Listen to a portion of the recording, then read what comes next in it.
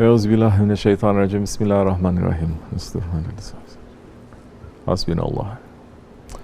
We're asking our Shaykh inshallah to send us something for us to take and to put it in our lives, not just for us to sit and to listen to, but for us to put it into our lives to change our minds. The sohbats, to change our minds, to change our hearts, because the sohbat is coming from deen. Deen nasihat, the religion, it is advice. But Shahin Naqshbandi is saying only prophets, they give advice. We don't give advice, we give sohbat.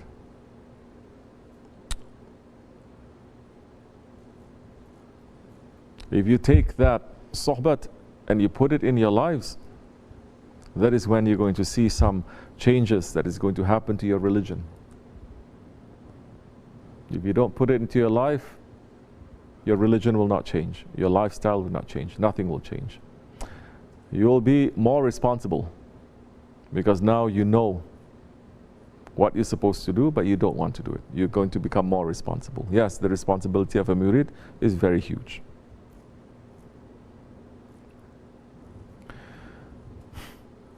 So,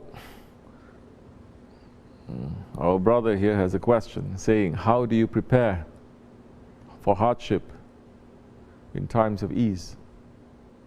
He's saying these are the easy times. How do you prepare for the hardship? What hardship we're talking about? What is the ease that we're talking about?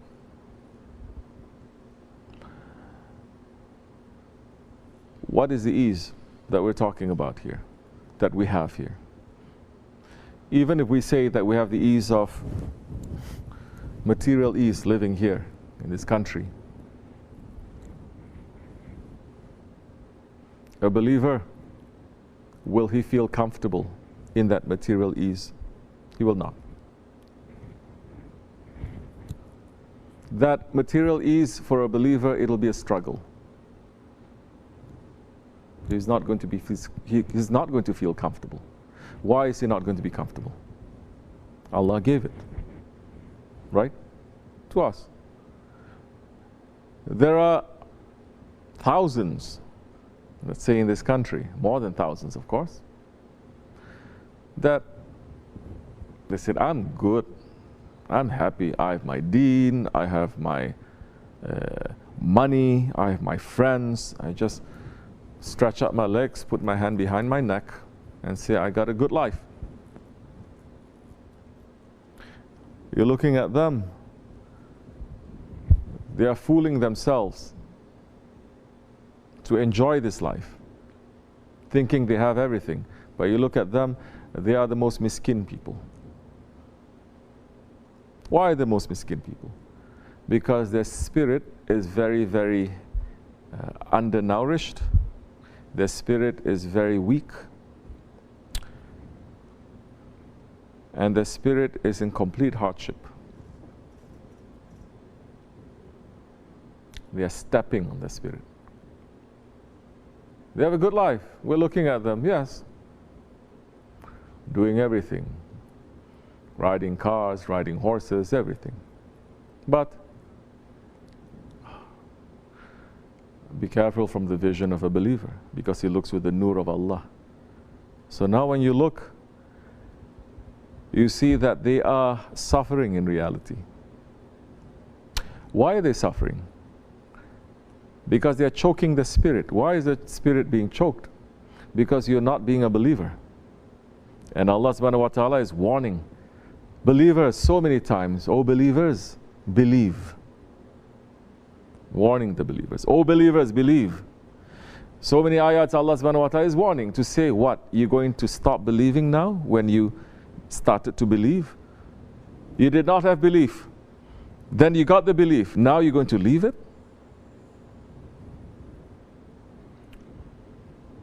So the faith always has to be protected. And you always need to look at what the spirit needs, not what the body needs. One of the things that the spirit needs and understands is what the Prophet ﷺ said, this ummah is one nation. It is like one body. When one part suffers, the whole body feels the pain. So I'm saying for a believer, when he has comfort, he is not going to be comfortable. He's going to struggle with that comfort. Even if he eats, he says astaghfirullah, he shares. He does something beyond just Allah giving and then him taking. So in matters of ease too, it's not going to be easy for him. He's struggling. Because he sees what Allah is giving me, Allah is not giving millions. What am I doing with this? Now the ease, the comfort is what? It is an emanat. It is a trust. A trust means it doesn't really belong to you. It doesn't belong to you. It belongs to someone else. So what are you doing with this? You understand? Emanat, trust, helping other people, it just doesn't mean you're going to sit back, you do everything that you want to do, and you just write a check and then you just send it to someone. That's not. Anyone can do that. It's not that too. It's learning how to live in a community, learning how to live in a jamaat too, taking care of each other, feeling each other's pain. Oh, we have a long way to go. If people who are living with each other, sleeping, eating, praying with each other, and they're very far away from each other, we're not even feeling anything, and we have a very long way to go.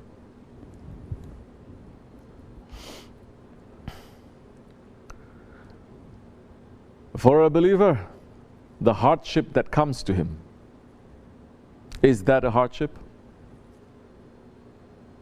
It is a hardship, it is a test. But what does a believer do when a hardship comes to him? Huh? Yeah, patience. What else? What he does? He looks for the good in it. What else? Huh? The believer is in a constant state of tafakkur, thinking and zikr. Zikr and fikr is very tight together, you understand? Zikr is to remember, fikr is to think. It's tafakkur is to think. Because if you're making a zikr and it's making you to become sleepy and to become idiot and to become drunk, then it's not doing anything to you. The zikr is supposed to make you to remember, to become more awake, to put two and two together, to understand things happening to you, happening to other people, happening to the world. You are not going to be divorced from the world. You're going to be more aware and awake. You start seeing with that vision. And if something comes to you, the hardship comes to you, you're going to check everything that you're doing. You start thinking. So no longer now, the ease, you're not going to think, you're just going to eat. Hardship, you cry. No. Both ease and hardship, you think. Both ease and hardship, both, they are a test from Allah. That is for a believer. It is a test from Allah. Allah is giving, what am I going to do with this now? He's watching. But Muslims, especially living in so-called first world countries, they become so spoiled. They become so, today's nice words, privileged, entitled. They're entitled. They pray 5 times a day. Why I'm not having Jannat here on earth? They go to the Hajj one time. Why Allah is not answering all my prayers? They become very spoiled. Very, very far away from any Sahabis, very far away from any saint. That's why the Wahhabi shaitans, they say, to confuse you, don't look at Sahabis so much, don't look at Prophet so much, don't fall in love with the awliya Allah, just look to Allah. Just look to Allah.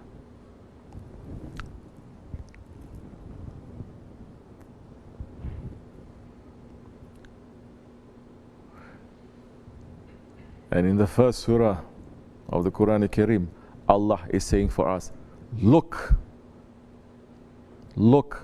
to those ones before you.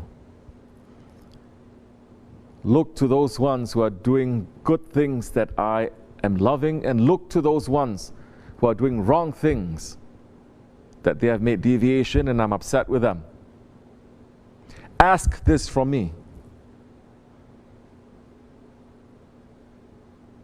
Otherwise, you will never understand your deen. Look, hold on to your role models. This is the thing.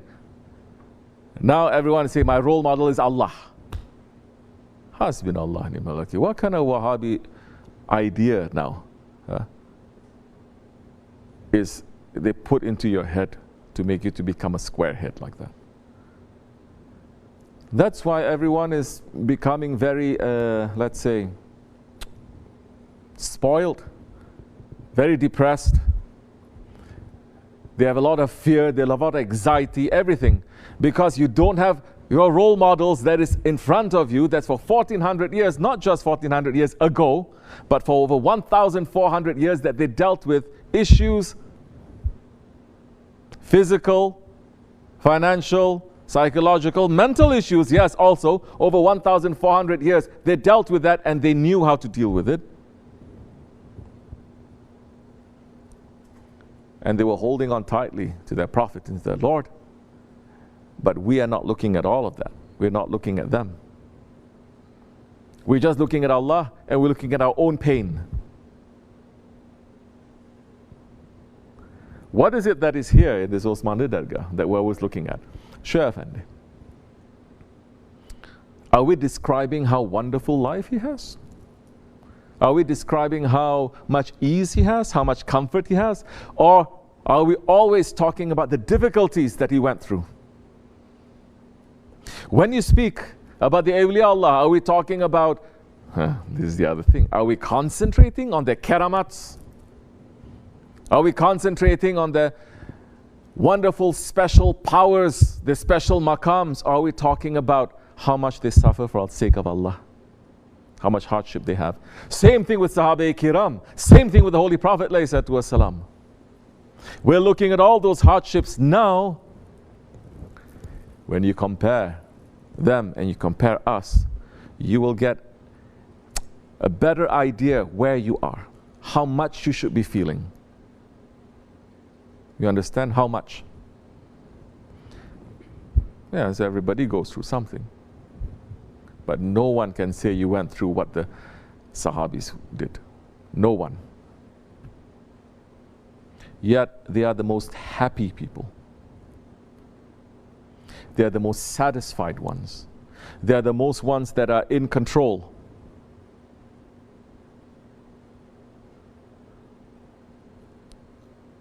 But when you don't have all these role models, what they went through,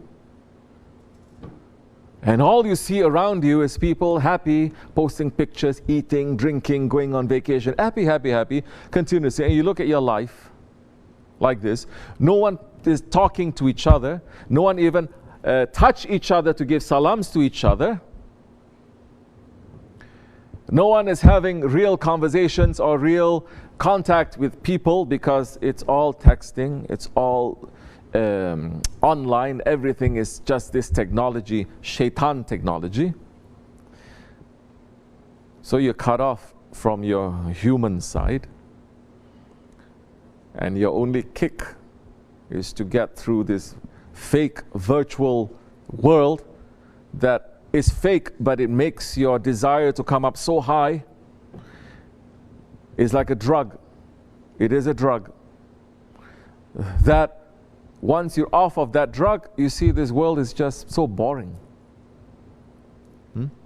That you need to take that drug to feel something, but that drug is not putting you into a real world, it's putting you into a fake world that harms you. When you do all of that, when you don't have a Jamaat, you don't look at the role models that we have in front of us. Every culture has it. Let's break this open a little bit. Every culture they have their own awliyas. If not, they have your own heroes.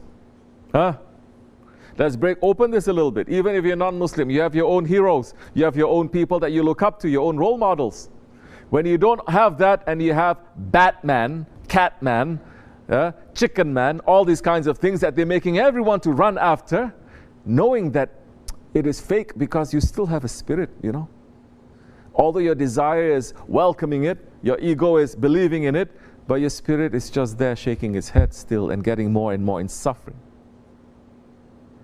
It will bite back to you. You finding this boring? You can go.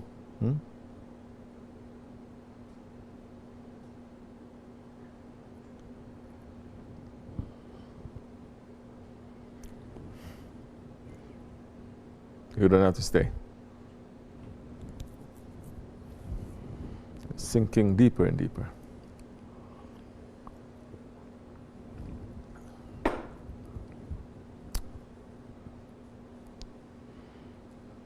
So, if you're surrounding yourself with real people, then you know what the real world should be. And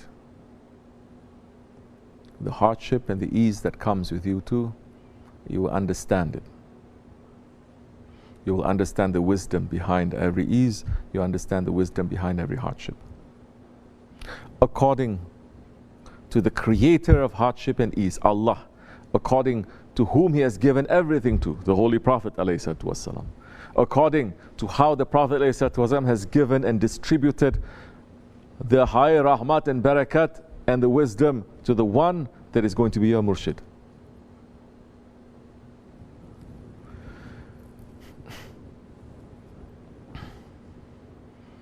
Otherwise, then the smallest thing that is not fitting to your ego, you're going to find it to be the biggest disaster.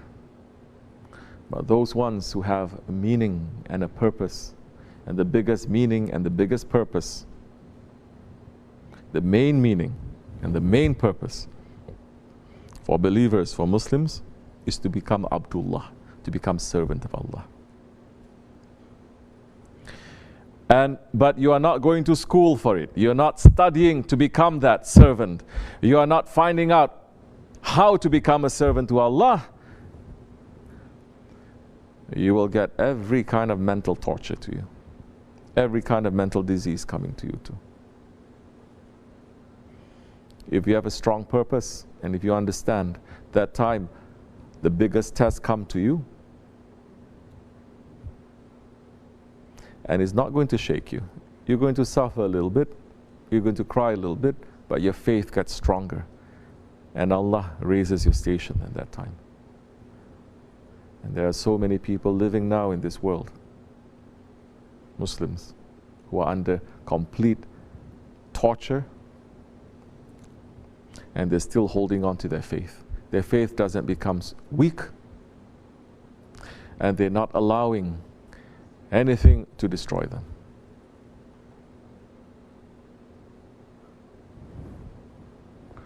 But if you surround yourselves with Ahle Dunya, then sure, Ahle Dunya is going to say, what? You have your skin is this color instead of that color? Huh. Doesn't matter what you gain. Doesn't matter if you become a billionaire. You're still that one. Huh. No good. You understand? Everything they're going to pick to show you that you're not good enough.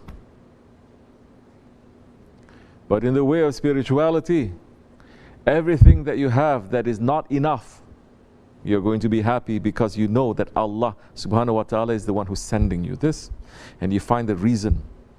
Because you're looking with the eyes of believers, with the believers around. And they are not people who are just going to concentrate on. They are not people who are going to concentrate on eating and drinking and having a good life. Don't you know? We even wash up our murids who are hardworking, who are going to do something. I said, okay, now pull back on that. You're doing something now. But what is your purpose? What is your purpose? For outside, maybe they can do that. But it's like saying someone who enter into a military institution like Sandhurst or West Point. They don't attend classes. They don't attend any of their training. Then why are you doing that? You say, well, other people are having a nice time. They don't have to be so tied up to be in discipline and everything. They say, you're an idiot because you're in the best institution. is completely different then. If you want to just have an easy time, then don't be in that school. Don't be in that institution.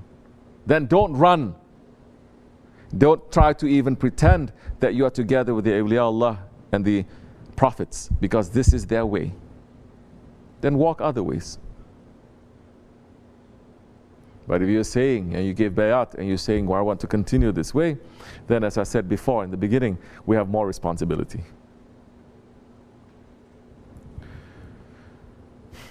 May Allah make us to wake up a little bit more. And not to run after this dunya, not to let our ego to trick us. To put the akhirat as priority. To put this way as priority, inshallah. May Allah forgive me and bless you. Al-Fatiha. Ameen.